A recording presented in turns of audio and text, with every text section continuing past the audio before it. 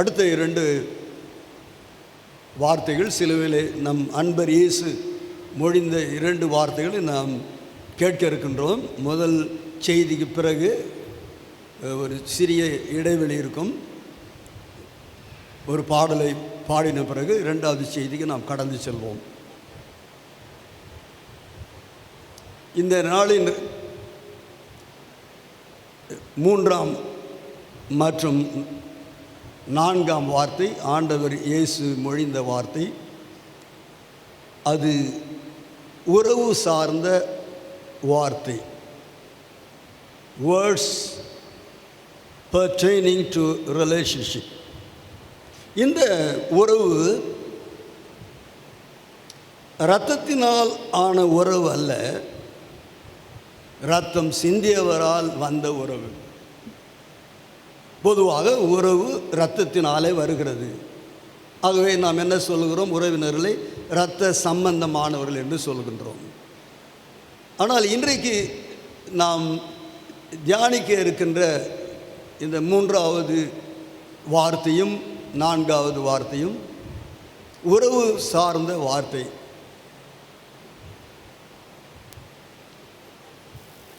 பொறுப்புள்ளவர்களிடத்தில் பொறுப்பை ஒப்படைக்கின்ற வார்த்தை.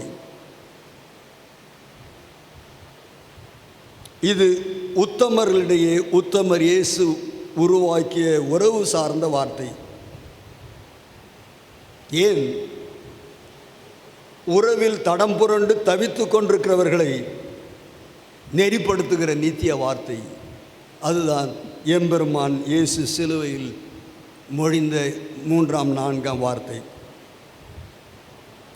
இந்த 3ஆம் வார்த்தையை நாம் யோவான் சுவிசேஷம் 19ஆம் அதிகாரம் 26, 27 ஆகிய வசனங்களில் வாசிக்கின்றோம்.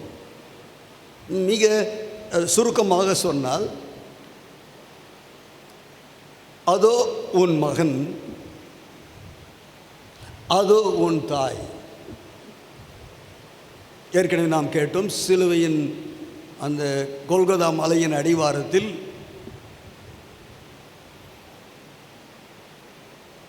இரட்சகர் இயேசுவோடு ஊழியம் செய்த சகோதரிகள் அங்கே நின்று கொண்டிருக்கிறார்கள். அவரால் தெரிந்து கொள்ளப்பட்ட சீஷர்கள் அங்கே இருக்கின்றார்கள். இத்தனை பேர் இருந்தாலும் 4 பேருடைய பெயர், அம்மம்மார் பேர், 4 பேருடைய பெயர் சொல்லப்பட்டிருக்கிறது. சீஷர்கள் 12ல் 1 போயிடுச்சு. கேடு நினைத்தவன் கெட்டு போனான், நாண்டு கொண்டு செத்தான். எஞ்சிய 11 பேர் இருக்கிறார்கள். அவர்களை ஆண்டவர் இயேசு உற்று நோக்கி கொண்டிருக்கின்றார். ஒரு வேதனையான சூழ்நிலையில், சரீர வேதனை,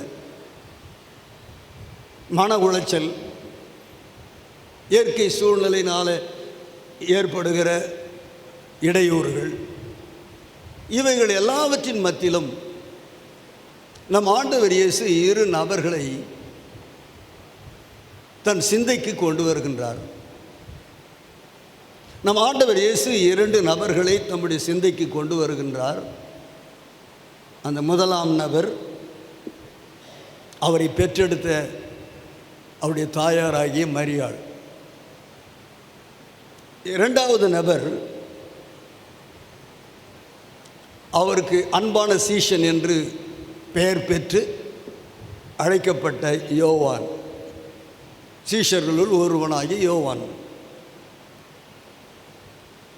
இவர்கள் இருவரோடு கூட சொந்தம் கொண்டாடி, இது உறவு சார்ந்த வார்த்தை என்று நாம் தியானித்து கொண்டிருக்கிறோம். இந்த இருவரும், அந்த தாயாராகிய மரியாளும் இந்த யோவான் என்ற சீஷனும் நம் ஆண்டவர் இயேசுவுக்கு நம்பகமாக இருந்தார்கள், உண்மையாக இருந்தார்கள். அவர்களிலே ஒழுக்கம் காணப்பட்டது. ஆங்கிலத்தில் சொல்ல வேண்டும் என்றால், this mother of Jesus as well as the beloved son were loyal to Christ. கிறிஸ்துவுக்கு அவர்கள் உண்மையாக இருந்தார்கள். அப்படின்னா மற்றவங்கெல்லாம் உண்மையாக இல்லைன்னா நம்ம எப்பொழுதுமே நம்ம சொல்லுவோம் தி பெஸ்ட், சிறந்தவர், சிறப்பானவை.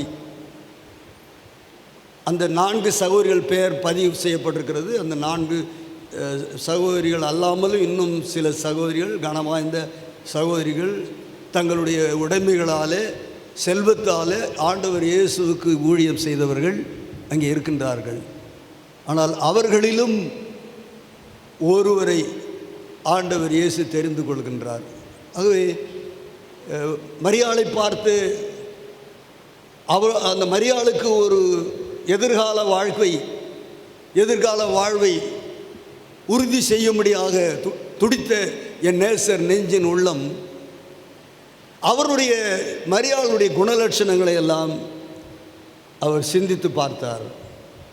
மறுபக்கத்தில் அந்த யோவானுடைய குணலட்சணங்களை எல்லாம் அவர் சிந்தித்து பார்த்தார்.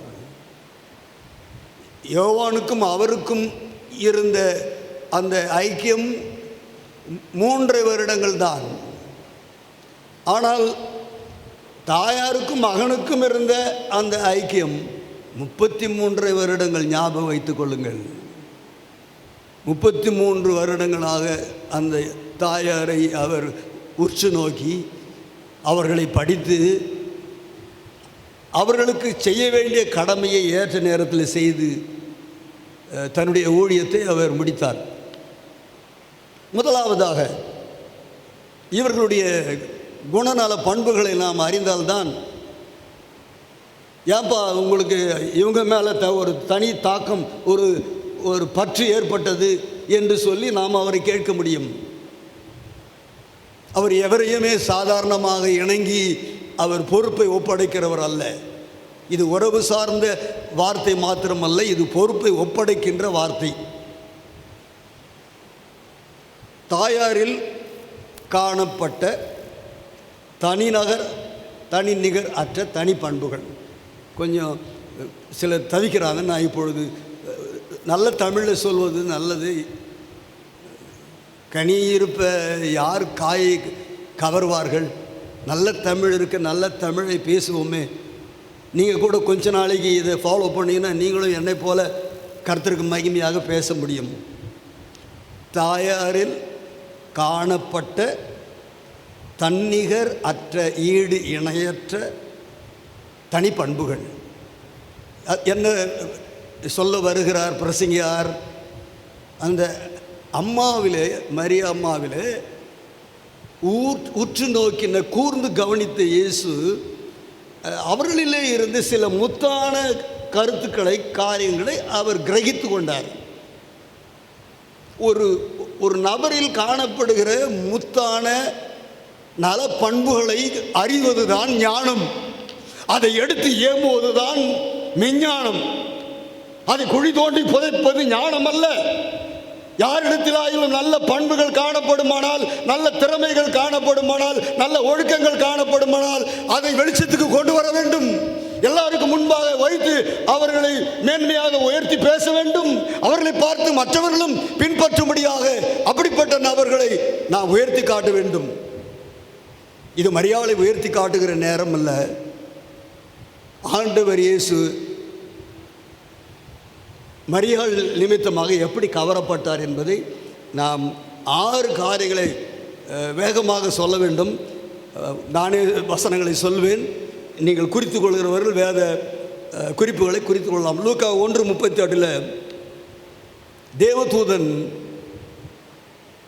கன்னிகையாயிருந்த நாசிரேத்தூரில் கன்னிகையாயிருந்த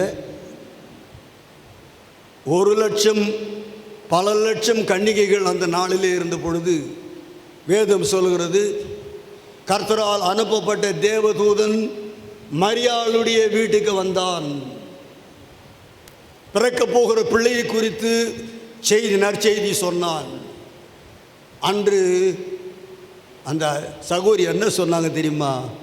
நான் ஆண்டவரின் அடிமை, அந்த ஆண்டவர் விருப்பம் போல நடக்கட்டும் என்று தன்னை அர்ப்பணித்தாள். சுருக்கமாக சொல்ல வேண்டுமென்றால், மரியாளிலே இயேசுவானவர் கிரகித்த நாம் கற்றுக்கொள்ளுகிற முதலாவது காரியம், மரியாள் கர்த்தருடைய வார்த்தை கேட்ட பொழுது அவருடைய சித்தத்தை செய்வதற்காக பின்னாலே தீமையான பாதிப்புகள் விளைவுகள் எல்லாம் வந்தால் வரட்டும் என்று அவள் தன்னை முழுவதுமாக அர்ப்பணித்து கர்த்தருக்கு தன்னை ஒப்பு கொடுத்தாள்.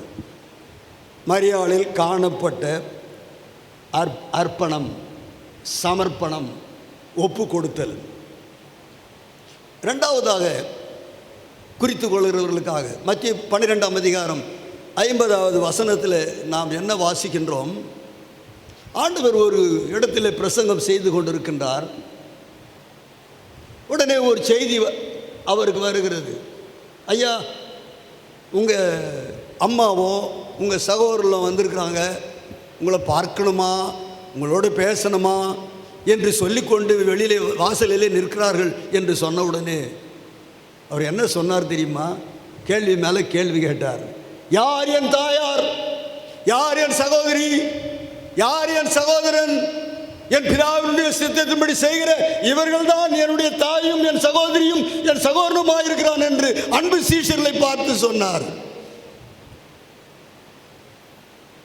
அந்த சீஷர்கள் வரிசையில் இந்த ஏசப்பாவை பெற்றெடுத்த தாயார் ஒரு சீஷியாக இருந்தாள். அவர்களுக்கு ஏசப்பாவை பெற்றெடுத்த பிறகு பிள்ளை பிறந்தது. நல்ல ஒரு குடும்ப வாழ்க்கையிலே இருந்தார்கள். அடுத்ததாக நாம் வாசிக்கின்றோம் லூக்கா 2:35. அதை நாம் வாசிப்பது நல்லது. லூக்கா 2:35 என்னோடு கூட நீங்கள் எடுத்துக்கொள்ளலாம். கர்த்தருடைய கிருபை பெற்ற ஒரு தேவ மனிதன், அவனுடைய பேர்தான் ஆசாரியனாகிய சிமியோன். சிமியோன் என்னும் ஆசாரியன் தேவனுடைய ஆலயத்துக்கு வந்தான். மரியாளும் யோசேப்பும் இயேசு பாலகனை 8ஆம் நாளிலே சுத்திகரிக்கிற முறைமையின்படி ஆலயத்திலே கொண்டு வந்து பிள்ளையை பிரதிஷ்டை செய்யும்படியாக அல்லது மற்ற காரியங்கள் எல்லாம் செய்யும்படியாக கொண்டு வந்தார்கள். அப்பொழுது இந்த ஆசாரியனாகிய சிமியோன் என்ன சொல்லுகின்றார்? 28ஆம் வசனத்தில் சொல்லுகின்றார், அவன் ஆண்டவரை தன் கைகளிலே ஏந்தி கொண்டு தேவனை ஸ்தோத்திரித்து. அடுத்ததாக நாம் 35வது வசனத்துக்கு மாத்திர கவனத்தை திருப்பும்படி கேட்டுக்கொள்கிறேன். நம்ம எல்லாவற்றையும் வாசிப்பதற்கு நமக்கு நேரம் இல்லை. 35வது வசனம், உன் ஆத்துமாவையும் ஒரு பட்டயம் உருவி போகும் என்றான். பிள்ளையை பெற்ற சந்தோஷத்தில் தேவனுடைய ஆலயத்துக்கு வந்த அந்த மரியாளுக்கு ஒரு இடி இடித்தது போல ஒரு வார்த்தை புறப்பட்டு வருகிறது கர்த்தரிடத்திலிருந்து. கர்த்தருடைய தாசனாகிய அந்த சீமோன் என்கிற ஆசாரியிடமிருந்து அவன் அந்த பிள்ளையை கைகளிலே ஏந்தி கொண்டு தீர்க்க தரிசனமாக அவன் பேசுகின்றான். சந்தோஷமாக இருக்கு அவன் வாழ்க்கை. மரியாள் மனசுக்குள்ளே சொன்ன, ஆமாய்யா ரொம்ப சந்தோஷமாக இருக்கு, இது முதல் என்னை எல்லாரும் பாக்கியவதி என்று சொல்வார்கள் என்று ஏற்கனவே சொல்லிட்டேனே, நன்றி பாடல் எல்லாம் பாடி முடிச்சிட்டேனே, நான் இப்போ சந்தோஷமாக தான் இருக்கிறேன்னு அந்த தாயார் மனதில் நினைத்து கொண்டிருந்தாள். ஆனால் கர்த்தருடைய வார்த்தை என்ன வந்தது? உன் ஆத்துமாவை, அதாவது மரியாளே, உன் ஆத்துமாவையும் ஒரு பட்டயம் உருவி போகும், உன் உள்ளம் உடையும்படியாக நீ கதறி கண்ணீர் வடிக்கும்படியாக உன் மகனை நீ காண்கிற போது இந்த பகைஞர்கள் கொல்ல போகிறார்கள். அதை உன் உள்ளம் தாங்காது. உன் ஆத்மாவை ஒரு பட்டயம் உருவி போகும்.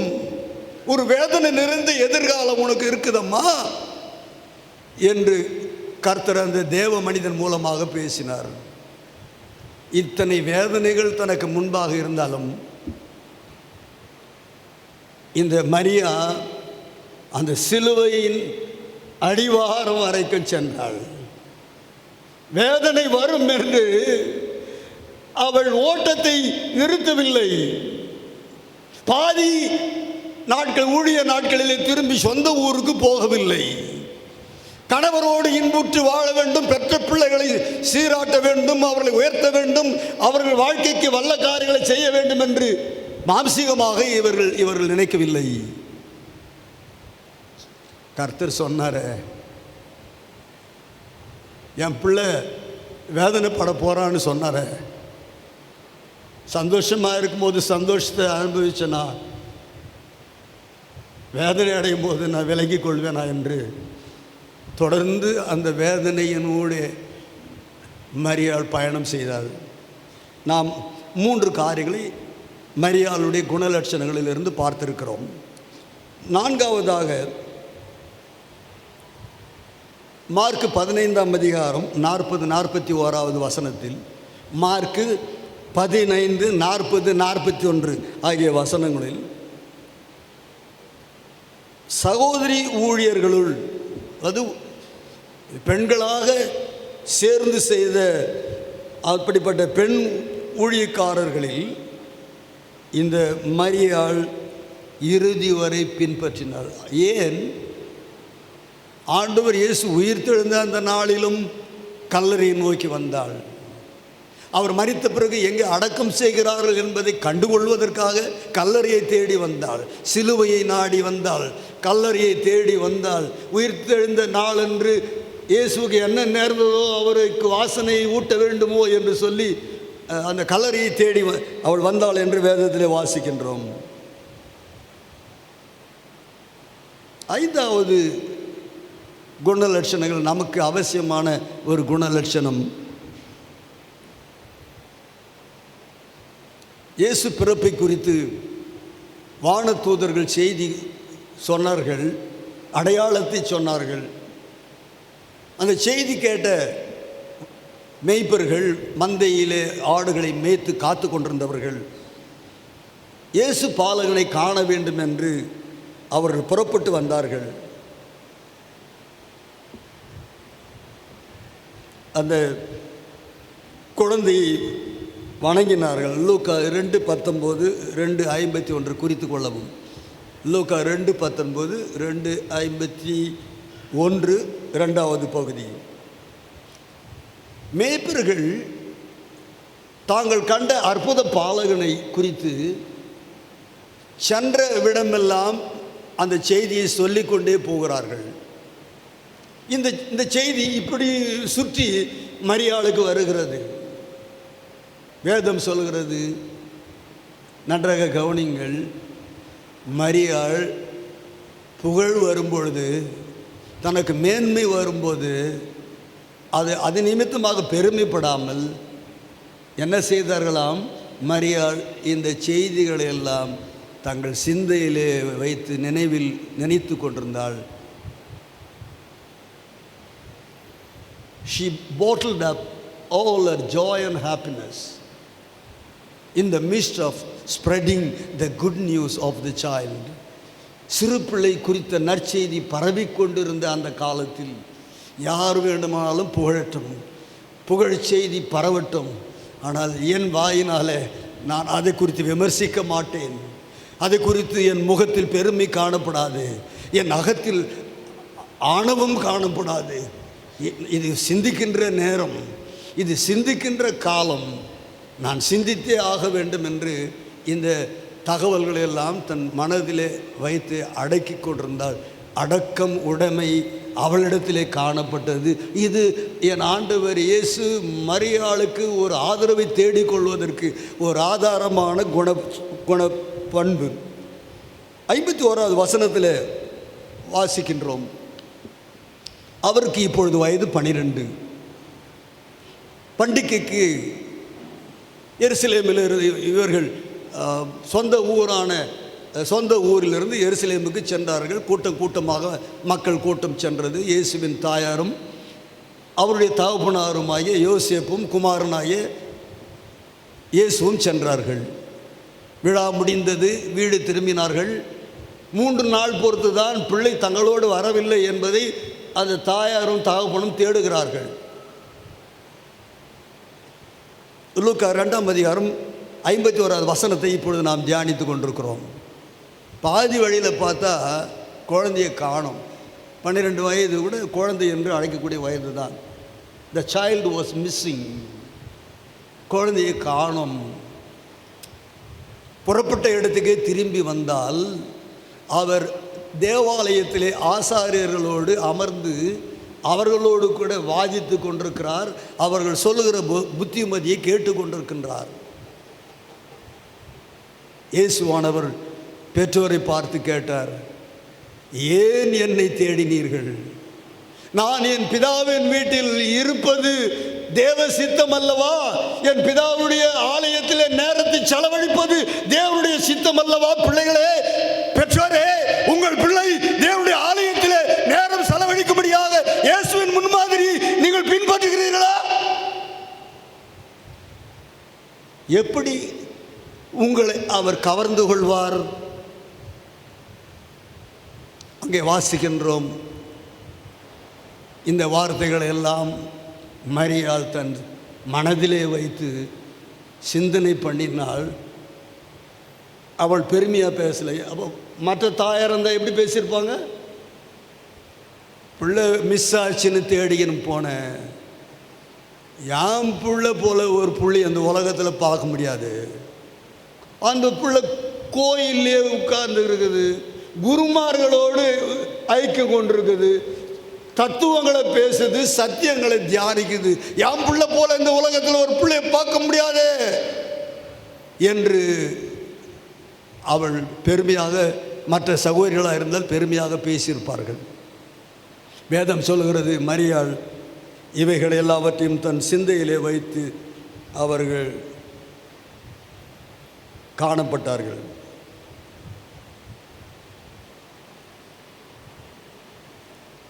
இந்த எருசலேம் சம்பவத்துக்கு பிறகு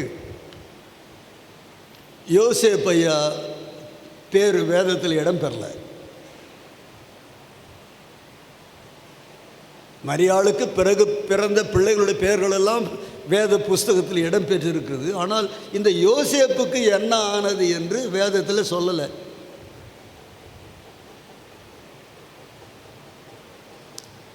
முப்பது வயது வரைக்கும் குடும்பத்தில் இருந்து இயேசு பாலகனை வளர்த்து ஆளாக்கியது போல அவருக்கு பிறகு புருஷனோடு சேர்ந்து ஒரு குடும்ப பெண் வாழ்க்கை நடத்துவது போல வாழ்ந்து பிள்ளைகளை பெற்றெடுத்த அந்த தாயார் தன்னுடைய குடும்பத்தினுடைய கடமைகளை செய்து கொண்டிருந்தாள். நன்றாக கவனிங்கள். என்றைக்கு இயேசுவானவர் ஞானஸ்தானம் பெற்று சாத்தானாலே சோதிக்கப்பட்டு ஊழியம் செய்யும்படியாக ஒரு படி எடுத்து வச்சாரோ, அவர் முதல் காலை எடுத்து என்றைக்கு வச்சாரோ அன்றைக்கு எடுத்து வைத்தாள் என் சகோதரி மரியாள் இயேசுவை பின்பற்றும்படியாக. அன்றைக்கு தான் அவள் முதல் முறையாக கால் எடுத்து வைத்தாள். மறுபடியும் அவங்க வீட்டுக்கே போகல. வாழ்ந்தாலும் இயேசுவோடு, செத்தாலும் இயேசுவோடு தான் என்ற அசைக்க முடியாத ஒரு நம்பிக்கையோடு ஆண்டவர் இயேசுவை பின்பற்றினாள். இந்த குணலட்சணங்கள் ஆண்டவர் இயேசுடைய வாழ்க்கையை கவர்ந்தது. ஏற்கனவே நாம் அடித்தோம். நம் ஆண்டவர் இயேசுவுக்கு தாயாரை 33 ஆண்டுகள் தெரியும். He was having in-depth knowledge about his mother. தாயாரை குறித்த ஆழ்ந்த ஒரு அறிவு அவருக்கு இருந்தது. இப்பொழுது சிலுவையில் இருந்த வண்ணம் நான் மரிக்கப் போகிறேன், எல்லாம் முடிய போகிறது, எப்படியோ மரிப்பேன், எப்படியோ என் தாயுடைய வாழ்க்கை முடியட்டும் என்று இல்லாமல் அவர்களுக்கு ஒரு புது உறவை அவர் ஏற்படுத்த சித்தம் கொண்டார். நம்ம யோவானை குறித்து சற்று நேரம் சிந்திக்கணும். என்னோடு கூட நீங்கள் வாருங்கள். அடுத்தது சொல்லும்போது கொஞ்சம் புதிராக இருக்கும், ஆனால் நீங்கள் விழிப்பாக இருந்தால் அது உங்களுக்கு புரியும். அன்பு சீஷனில் காணப்பட்ட அபூர்வ பண்புகள், the rare qualities which were found in the life of his disciple John. அன்பு சீஷனிலே காணப்பட்ட அபூர்வ அப்படின்னா என்ன அர்த்தம்? இந்த யோவானோடு யூதாஸ் உட்பட 11 பேர் இருந்தாலும் அந்த 11 பேரில் இல்லாத ஒரு நற்பண்பு, சில நற்பண்புகள் இந்த யோவானில் காணப்பட்டது. இந்த யோவானை ஆண்டவர் இயேசுவுக்கு 3 ஆண்டுகளாக தான் தெரியும், அதிகமாக அவனை பற்றி தெரியாது. ஆனால் அந்த ஆண்டவர் இயேசு என்றைக்கு ஞானஸ்தானம் பெற்று கரையேறின போது பரிசுத்த ஆவியானவரை பெற்றுக்கொண்டாரோ, அந்த பரிசுத்த ஆவியானவராலே, ஆகவே தான் வேதம் சொல்லுகிறது, ஒரு மனிதனை குறித்து அவருக்கு வேறொருவன் எடுத்து ஏம்ப வேண்டிய அவசியம் இல்லை. For he knows the depth of every individual when he was confronted. அவர் யாரையெல்லாம் சந்தித்தாரோ அவர்களை குறித்து 3வது நபர் சாட்சி கொடுக்க வேண்டிய அவசியம் இல்லை. அவரே பரிசுத்த ஆவியானவராலே ஒவ்வொருவரையும் அறிந்திருந்தார். இன்றைக்கு கூடியிருக்கிற என்னையும் உங்களையும் அவர் அறிந்தவராக இருக்கின்றார். யோவானை அறிந்தவர் நம்மை அறிகிறவராக இருக்கின்றார். வேகமாக, ஒருவன் உங்களில் என்னை காட்டிக் கொடுப்பான் என்று ஆண்டவர் இயேசு அந்த திருப்பந்தியை ஸ்தாபித்த அந்த நாளிலே சொன்னபோது, இந்த யோவான் எங்கே இருந்தான்? அந்த வட்ட மேசையில் உட்கார்ந்திருந்தானா? வேதம் சொல்லுகிறது, அவன் இயேசுவின் மார்பில் சாய்ந்திருந்தான்.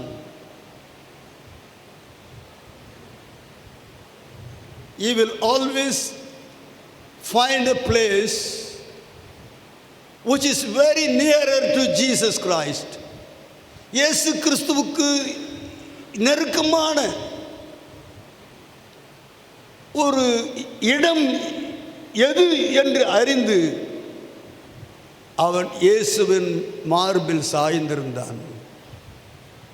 எனவேதான் அந்த சீஷர்கள் கேட்கிறார்கள், ஏசப்பாவுக்கு ரொம்ப நெருக்கமான ஆளாச்சே, காட்டி கொடுக்குறவன் யாருன்னு ஏசப்பாவை யோவான்கிட்ட சொல்லி, யோவான் கேட்டால் அவர் சொல்லிடுவார் என்று சொல்லி மக்கள் இந்த யோவானை பயன்படுத்தி கொள்ள பார்த்தார்கள்.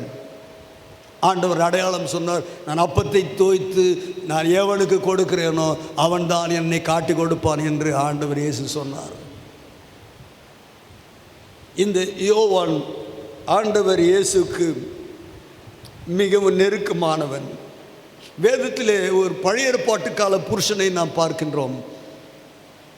தாவீது என் இதயத்துக்கு ஏற்ற புருஷன் என்று ஆண்டவர் சொல்லவில்லையா? ஒரு புதிய ஏற்பாட்டு கால ஒரு தாவீது ஒருவன் உருவாகி இருப்பானால் அவன்தான் இந்த யோவான். ஆண்டவர் இயேசுவுக்கு இதயத்தோடு இதயமாக, இதய தெய்வம் இயேசுவுக்கு இணக்கமானவனாக, இதய தெய்வம் இயேசு என்ன சிந்திக்கிறார் என்பதை அருகாமையிலிருந்து உணர்கிறவனாக அவன் பரிசுத்த ஆவியை பெற்றுக்கொள்ள. ஆனால் அவன் மிகவும் கூர்மையாக ஆண்டவராகிய இயேசு கிறிஸ்துவோடு இருந்து அவரை உற்று நோக்கி அவருடைய தேவைகளை அறிந்து அவருடைய பார்வையை அறிந்து அவரோடு மிகவும் நெருங்கி வாழ்ந்தவன். அடுத்த தியானத்துக்கு நம்ம வந்துட்டோம். 2வது குணநல பண்பு என்று நாம் வேதத்தை ஆராய்ந்தால் அங்கே உங்களுக்கு வேத ஆதாரம் இல்லை. ஆனால் கர்த்தருடைய ஆவியானவர் எனக்கு கற்றுக் கொடுத்தது, இந்த சீஷர்கள் குழாமில் கூட்டத்தில் எது எளிமையான பணியோ எது அற்பமான பணியோ அந்த அற்பமான பணியை இந்த யோவான் இயேசுவுக்காக செய்து வந்தான்.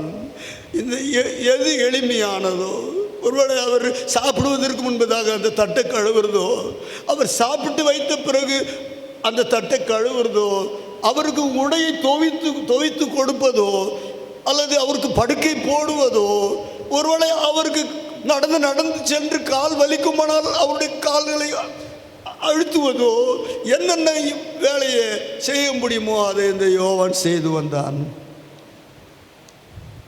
The close in the sense, you must be ready to do all the menial work. நீங்கள் நெருக்கமானவர்கள் என்றால் எளிமையான வேலைகளை, மற்றவர்கள் புறக்கணித்து அலட்சியப்படுத்துகிற வேலைகளை சபையில், ஊழியத்தில் கர்த்தருக்காக அதை தெரிந்து கொண்டு இந்த யோவானை போல நீங்கள் செய்வீர்களானால், இந்த இயேசுடைய இருதயத்திலே உங்களுக்கு யோவானுக்கு ஒரு இடம் இருந்தது போல நீங்களும் அந்த இயேசுவின் உள்ளத்தில் ஒரு இடம் பிடிப்பீர்கள். இரண்டாவது குணலட்சணம், இந்த யோவான் அற்பமான பணிகளை பொறுப்பாக செய்தவன். சொல்வீர்களா? என் நேசருக்காக அற்பமான பணிகளை, ஊழியத்திலே அற்பமான பணிகளை, திருச்சபையில் அற்பமான பணிகளை நான் பொறுப்படுத்தி செய்யும்போது, நான் பொறுப்போடு செய்யும்போது இயேசுவின் இதயத்தில் நான் இடம் பிடித்து விடுவேன். நான் இயேசுவின் உள்ளத்தில் இடம் பிடிப்பது என்று சொன்னால் வேறு ஒரு வழி இல்லை. we cannot cajole him. நாம் அவருக்கு லஞ்சம் கொடுக்க முடியாது, அவருக்கு பணத்தை கொடுக்க முடியாது, அவரை வாயார புகழ்ந்தீங்கன்னா அவர் உள்ளத்தில் இடம் பிடிக்க முடியாது. அவர் எதிர்பார்க்கிறது எல்லாம் தாழ்மை. ஏனென்றால் அவரே தாழ்மையானவர். நான் சாந்தமும் மனத்தாழ்மையுமாயிருக்கிறேன், என்னிடத்தில் வந்து கற்றுக்கொள்ளுங்கள் என்று சொன்ன இயேசுவை சொன்ன அந்த இலக்கணத்திற்கு ஏதுவாக இந்த யோவான் மிக எளிமையான படிகளை கிறிஸ்துவுக்காக செய்து வந்தான். யோவான் நற்செய்தி நூலை எழுதினவன். அஃப்கோர்ஸ் பரிசுத்த ஆவியின் கிருபையினால, வல்லமையினால 3 நிருபங்களை எழுதினவன். உபத்திரவத்தின் மத்தியிலே வெளிப்பாடு, திருவெளிப்பாடு என்று சொல்லுகிறோமே, வெளிப்படுத்தின விசேஷம், அந்த நூலை எழுதினவன். அப்போஸ்தலனாகிய பவுலுக்கு அடுத்தபடியாக புதிய ஏற்பாட்டிலே வேத நூல்களை எழுதுகிறதிலே இடம் பிடித்தவன் இந்த யோவான். He was not only the writer of the gospel, but the main message of John was love. நற்செய்தி பறைசாற்றும்படியாக ஏடாக எழுதி தள்ளினவன் யோவான் என்று நீங்கள் சொல்லலாம். ஆனால் கர்த்தருடைய ஆவியானவர் இன்றைக்கு சொல்லுகிறார், அவன் எழுதினது என்ன? அன்பே உருவான தேவனை. என்ன எழுதுகின்றார் நிருபத்திலே? தேவன் அன்பாகவே இருக்கிறார், அன்பில்லாதவன் தேவனை அறியான். இந்த அன்பின் செய்தியை நீங்கள் யோவான் நற்செய்தி நூலிலும் அந்த நிருபங்களிலும் இந்த அன்பின் செய்தியை, இந்த அன்பின் யோவான் எவ்வளவு அழகாக பொருத்தமாக இருக்கிறது பாருங்கள். இந்த அன்பின் சீஷன் வாய் திறந்தால் அன்பின் செய்தியை தான் அவன் பிரசங்கிப்பான். அவன் பேனாவை எடுத்தால் அந்த பேனா முனையின் மூலமாக அன்பின் செய்திகளை தான் எழுதி இந்த உலகத்துக்கு வைத்து போயிருக்கின்றான். 4வது குணலட்சணம், இவன் இயேசுவுக்கு அன்பான சீஷன் என்று பெயர் பெற்றவன். நம்ம சொல்றதில்ல, அதற்கு சரித்திர சான்று. இப்போ நான் வேகமாக சொல்ல போகிறேன். எந்தெந்த இடத்துல யோவான் இயேசுவுக்கு அன்பான சீஷன் என்று சொல்லப்பட்டிருக்கிறது என்பதை யோவான் 13:23, 19:26, 22, 21, 7, 20, 24 வசனங்கள். நான் போகிற ஸ்பீடில் நீங்கள் எழுத முடியாது, எனவே மறுபடியும் ஒரு முறை உங்களுக்கு சொல்கின்றேன், நீங்கள் எழுதி கொள்ளலாம். யோவான் 13:23, 19, 26, 22, 27 அதிகாரம் 7 வசனம், 20 வசனம், 24 வசனம். திரும்ப திரும்ப திரும்ப யோவானை பற்றி சொல்லும்போது அடைமொழி என்ன சொல்லப்பட்டிருக்குது சேர்த்து, இயேசுவுக்கு அன்பான சீஷனாகிய யோவான். இந்த பாக்கியம் ரொம்ப பேருக்கு கிடைக்காது. இன்றைக்கு நீங்கள் எத்தனை பேர் சொல்ல முடியும்? நான் தைரியமாக சொல்கின்றேன், நான் ஆண்டவர் இயேசுவுக்கு அன்பான சீஷன். கொஞ்சம் சொல்லுங்கள் உங்கள் மனசில், நான் ஆண்டவர் இயேசுவுக்கு அன்பான சீஷி. இந்த பக்கம் ஜென்ஸு சொல்லுங்கள், நான் ஆண்டவர் இயேசுவுக்கு அன்பான சீஷன். எப்படி சொல்ல முடியும்? இப்பொழுது நாம் கேட்ட இந்த குணலட்சணங்கள், இந்த குணநல பண்புகள் நம் வாழ்க்கையில் காணப்படுமானால் நாமும் கூட இயேசுவுக்கு அன்பான சீஷன் என்று சாட்சி பெறுவோம்.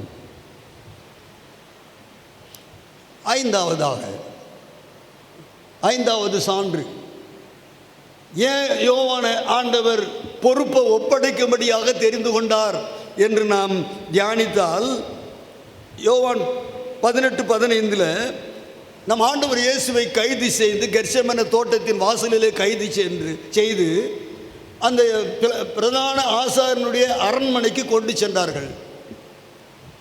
நன்றாக கவனிங்கள். இயேசுவை கைது செய்து பிரதான ஆசாரியனுடைய அரண்மனைக்கு கொண்டு சென்றார்கள். மெய்ப்பனை வெட்டுவேன், ஆடுகள் சிதறடிக்கப்படும் என்று எழுதியிருக்கிற வசனத்தின்படி பேதுரு யோவானை தவிர மற்ற சீஷர்கள் எல்லாரும் பறந்து போய்விட்டார்கள், காற்றை போல பறந்து போய்விட்டார்கள். பேதுரு தயங்கி செல்கின்றார். ஆனால் யோவானோ தயக்கம் இல்லாமல் செல்கின்றார். பேதுரு அந்த பிரதான ஆசாரியனுடைய அரண்மனைக்கு உள்ளே போக முடியல அவரால். அங்கே வாசலில் இருக்கிறாரு, முற்றத்தில் இருக்கிறாரு, குளிர்காயிற இடத்துல இருக்கிறாரு. ஆனால் அவரால் he cannot move further, முன்னேறி செல்ல முடியல. இந்த 3 பேர், பேதுரு, யாக்கோபு, யோவான், ஏன் ஆண்டவர் இயேசு யோவானை அழைத்து அந்த தாய்க்கு அடுத்த பொறுப்பை ஒப்படைத்தார் என்று சொல்லும் பொழுது, இந்த யோவான் 3ஆவதாக யோவான் 18:15 நாம் வாசிக்கிறோம். ஆண்டவர் இயேசு கைது செய்யப்பட்ட போது அவர் பிரதான ஆசாரியனுடைய அரண்மனைக்கு கொண்டு சென்ற வேளையிலே யோவான் பிரதான ஆசாரியனுடைய அரண்மனைக்குள்ளே பிரவேசித்தான். அல்லேலூயா. அவன் தான் எழுதுகின்றான், பூரண அன்பு, கொஞ்சம் சொல்லுங்களேன், பூரண அன்பு பயத்தை புறம்பே தள்ளும். அவன் துணிந்தவன் இல்லை, அவன் அன்புள்ளவன். துணிந்தவனுக்கு துக்கம் இல்லை என்று சொல்வார்கள், அது உலக வழக்கு. ஆனால் யோவான் அன்பே தன் வாழ்க்கையில் லட்சியமாக இருந்ததினாலே அவனுக்கு பிரதான ஆசாரியனை பற்றியோ பிரதான ஆசாரியனுடைய போர் சேவர்களை பற்றியோ அந்த சனகரிம் சங்கத்தை குறித்து அவனுக்கு பயம் இல்லை. இயேசு அந்த பிரதான ஆசாரியனுடைய அரண்மனையிலே வைத்து நியாயம் விசாரித்து கொண்டிருக்கிற வேளையில் தயங்காமல் உள்ளே சென்றான். இந்த தனையன் யோவான் தயங்காமல் சென்றான். வேதம் சொல்கிறது, பிரதான ஆசாரியன் இவனை அறிந்திருந்தான். அல்லது வேற வார்த்தையில் சொன்னால், the chief priest was a friend of John. John was the friend of the chief priest. பிரதான ஆசாரியனுக்கு இந்த யோவான் சிநேகிதனாக இருந்தான். எப்படி இருக்க முடியும்? எதிர்கோஷ்டி. யோவான் எதிர்கோஷ்டியிலே இருக்கின்றான், இயேசுவின் கோஷ்டியிலே இருக்கின்றான். அவர்கள் பிரதான ஆசாரியர்கள், ஜனத்தின் மூப்பர்கள், பரிசேயர்கள், மற்றவர்கள் எல்லாரும் ஆண்டவர் இயேசுவை எதிர்த்து கொண்டிருக்கிறார்கள். இந்த சீடர்களையும் அவர்கள் எதிர்த்து கொண்டிருக்கிறார்கள். எல்லா சீடர்களும் எதிர்க்கும் போது ஆண்டவர் இயேசுவை போல எதிர்க்காமல் அவர்களோடு புன்முறுவல் காட்டி எதிராளிகளோடு அன்போடு பேசி நடந்து கொண்டவன் இந்த யோவான். போய் பார்த்தீங்களான்னு கேட்காதீங்க. இன்றைக்கு சொல்லப்படுகிற வார்த்தைகள் ஒன்று வேதத்தின் ஆதாரத்தோடு, மற்றொன்று ஜெபத்தின் மூலமாக கர்த்தர் எனக்கு கொடுத்த வெளிப்பாடுகளின் உண்மைகளை கர்த்தருடைய பரிசுத்த ஆவியானவர் இப்பொழுது உங்களுக்கு பகிர்ந்து கொண்டிருக்கின்றார். அன்பின் சீஷன் என்றால் அது வெறும் எழுத்தில் மாத்திரமல்ல, அவன் அன்பை உருவானவன், பகையாளிகளை நேசித்தவன். விரோதிகள் நம்ம ஊர் செய்யுள் சொல்லுகிறது அல்லவா, இடுக்கண் வருங்கால் நகுக, துன்பம் வரும்போது புன்முறுவல் பூத்து காட்டு, சிரித்து விடு, கோபமாக இருக்காதே, சீரியஸாக இருக்காதே, அப்பொழுதுதான் உன் எதிராளியை உனக்காக நீ ஆதாயப்படுத்த முடியும். எம்பெருமான் இயேசுவுக்காக ஆதாயப்படுத்த இந்த யோவான் இந்த பிரதான ஆசாரியர் அறிந்திருந்தான். பிரதான ஆசாரியனை அறிந்திருந்தான் என்றால் அதுக்கு இன்னொரு பொருள், பிரதான ஆசாரியனோடு இவன் அன்பாயிருந்தான். நான் ஐக்கியமாக இருந்தான் என்று சொல்ல மாட்டேன். அவன் பிரதான ஆசாரியனோடு அன்பாயிருந்தான், பகையாளிகளோடு அன்பாயிருந்தான்.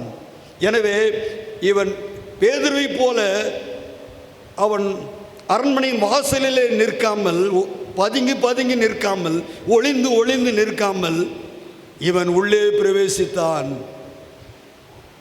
அவன் உள்ளே பிரவேசித்தான் என்று நாம் வாசிக்கின்றோம். இந்த இரண்டு குணலட்சணங்களை உடைய இரண்டு நபர்களை நாம் பார்க்கிறோம். அம்மாவுக்கு அதிகமான குணலட்சணங்களை பார்த்தோம். அன்பு சீஷனுக்கு சில குணலட்சணங்களையும் பார்த்தோம். எப்படி உறவு எப்படி வரும்? நம்ம உறவை இந்த உலகத்தில் ஏற்படுத்தும் பொழுது, இந்த உறவை இந்த உலகத்தில் ஏற்படுத்தும் போது நாம் என்ன பார்க்கிறோம்? வேற எதையோ பார்க்கிறோம். நான் மறுபடியும் சொல்கின்றேன், ஒரு மாப்பிள்ளையை தெரிந்து கொள்ளும்போது, அந்த மாப்பிள்ளைக்கு ஒரு பெண்ணை தெரிந்து கொள்ளும்போது நம்ம வேற எதையோ நம்ம மைண்ட் செட்டில் வச்சுன்னு இருக்கிறோம். ஆனால் இன்று இந்த மதிய வேளையில் கர்த்தருடைய ஆவியானவர் சொல்லுகின்றார், கிறிஸ்து யோவானை தெரிந்து கொண்டது போல நீங்கள் உங்களுடைய லைஃப் பார்ட்னரை தெரிந்து கொள்ள வேண்டுமா? உங்கள் குடும்பத்துக்கு ஒரு மருமகளை தெரிந்து கொள்ள வேண்டுமா? உங்கள் குடும்பத்துக்கு ஒரு மருமகனை தெரிந்து கொள்ள வேண்டுமா? குணலட்சணங்களை அடிப்படையாக வைத்து தெரிந்து கொள்ளுங்கள். குணலட்சணங்களை அடிப்படையாக வைத்து எம்பெருமான் இயேசு தாயை பார்த்து சொன்னார், இதுவரை தன் தாயே, நான் உன்னுடைய மகனாக இருந்தேன், நான் மரிக்கப் போகிறேன், என் ஜீவன் இந்த உலகத்தில் என்னை விட்டு போக போகிறது, மரிப்பேன், உயிர் தெழுவேன், ஆனால் இந்த உலகத்தில் நான் வாழ மாட்டேன், நான் பரம ராஜ்யத்துக்கு நான் பறந்து செல்வேன், நான் உன்னை தனியே விட மாட்டேன். என் ஸ்தானத்தில் என் ஸ்தானத்தில் in economics we say indifferent substitute, அதாவது வேறுபாடு இல்லாத ஒரு பதில் ஆளை. சரியாக நான் தமிழில் சொல்லிவிட்டேன். வேறுபாடு இல்லாத ஒரு தமிழ் ஆளை. இயேசு மரியாளுக்கு மகனாக இருப்பதும் ஒன்றுதான். கர்த்தர் இப்பொழுது என் மூலமாக பேசி கொண்டிருக்கிறார். யோவான் அந்த தாயாருக்கு மகனாக இருப்பதும் ஒன்றுதான். தந்தையோடு இயேசுவின் உள்ளம் ஒருவனுக்கு வந்துவிட்டால் அவன் ஏன் அந்த தாய்க்கு மகனாக இருக்க முடியாது?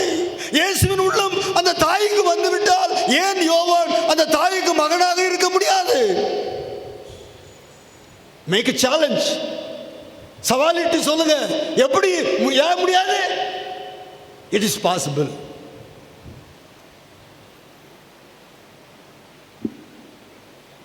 ஐயா ஏற்கனவே காலையில் செங்குத்து கோடை பற்றி சொன்னார். நான் அதை ஆங்கிலத்தில் சொல்கிறேன், வெர்டிக்கல் லைன். இருவரும் தாயாகிய மரியாளும். இங்கே நான் ஒரு முக்கோணம் வரைந்திருக்கிறேன். உங்களுக்கு தெரியுதா?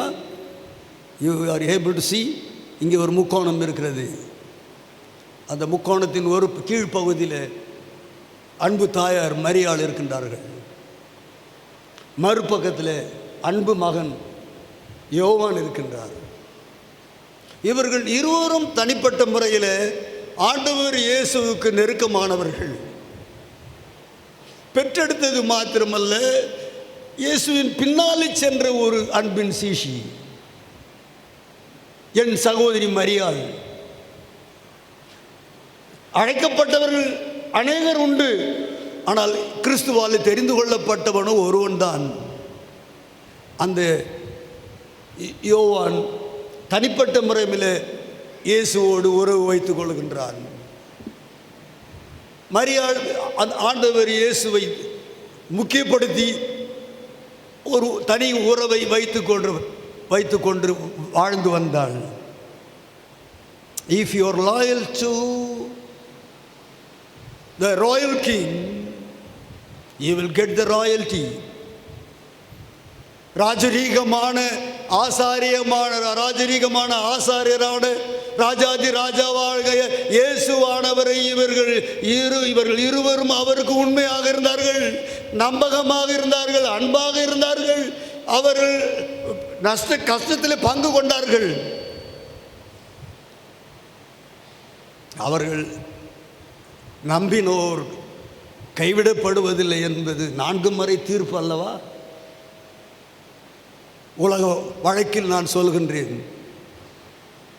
இந்த நம்பியை பின்பற்றி வந்த மரியாள் நாசரேத்தை விட்டு இவர் எங்கெங்கெல்லாம் சென்றாரோ பட்டி தொட்டிகளுக்கெல்லாம் அவரோடு கூட பயணம் செய்து சத்தியத்தை பறைசாற்றி அவரோடு உண்டு உறங்கி உரையாடி உழைத்து பிழைத்து இயேசுவை உயர்த்தி காட்டின அந்த சொந்த மகன் அந்த தாயாரை பார்த்து இப்பொழுது சொல்கின்றார்,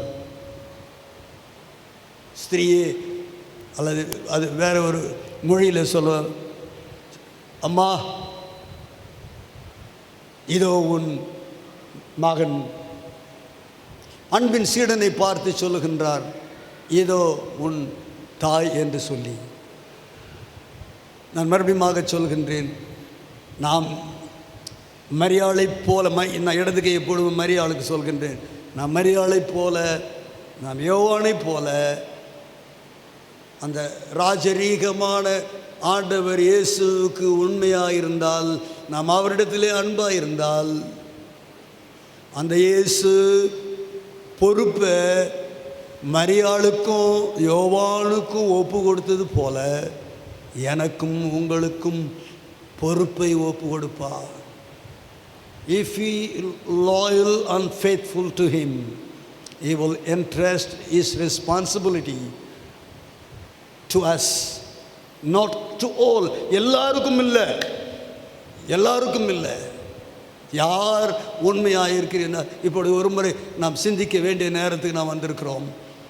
செய்தியை நாங்கள் கேட்டோம்ப்பா, ஆனால் மரியாதை போல எங்களை நடைமுறை வாழ்க்கையிலே மாற்றுங்கப்பா. மரியாளும் ஒரு நாளிலே அப்படி செய்து புகழ் பெறவில்லை.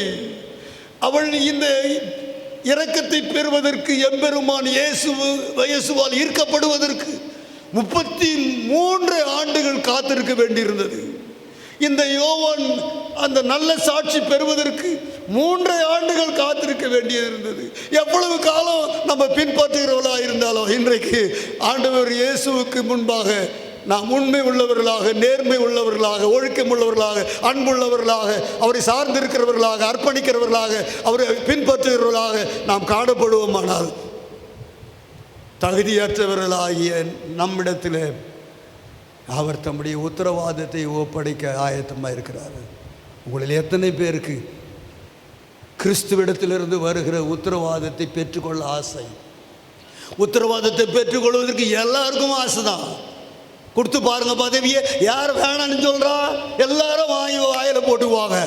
ஆனா அது அல்ல, ஒரு ஆவிக்குரிய உத்தரவாதத்தை பெற்றுக்கொள்ளும்படியாக, ஊழியத்துக்கு அடுத்த உத்தரவாதத்தை பெற்றுக்கொள்ளும்படியாக, நலிந்தவருக்கு உதவி செய்யும்படியான உத்தரவாதத்தை பெற்றுக்கொள்ளும்படியாக, தரித்திரருக்கு சுவிசேஷத்தை சொல்லும்படியான உத்தரவாதத்தை பெற்றுக்கொள்ளும்படியாக, நோயுற்றோருக்கும் பேயுற்றோருக்கும் விடுதலை பண்ணுகிற ஊழியத்தை பெற்றுக்கொள்ளும்படியாக இன்றைக்கு யாரும் நம்மளை ஒப்பு கொடுக்க போகிறோம்? ஜெபம் செய்வோம். ரொம்ப நேரம் அப்படியே உட்கார்ந்துருக்கிறோமே, கொஞ்சம் ஒரு நிமிஷம் முழங்கால் படிக்கிடுவோமா? முட்டங்கால் போடுவோமா?